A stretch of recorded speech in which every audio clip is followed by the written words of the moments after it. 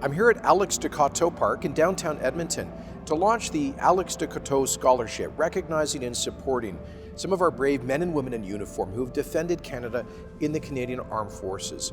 This is a $5,000 scholarship to support things like post-secondary education, to help with new careers for folks who are leaving the Canadian military, who have served in missions, for example, missions abroad, or who have been wounded. Just one small way that we can, as Albertans, show support for the service of those who defend our country.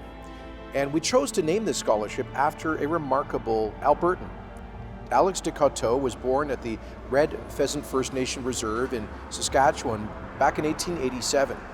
His Métis father had actually fought in the Northwest Rebellion, and his Cree mother raised him there. He eventually moved to Edmonton and became the first ever known Indigenous police officer in Canada in 1911 in this city. Alex was also an amazing athlete.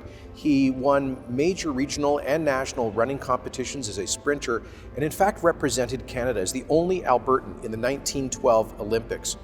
In 1916, during the First World War, he enlisted with the Canadian Expeditionary Force, the Army, went to serve abroad, and where he served in the trenches as a communications runner. If you've seen the movie 1917, you can imagine the kind of heroic tasks that Alex Decoteau was assigned in the trenches during that war.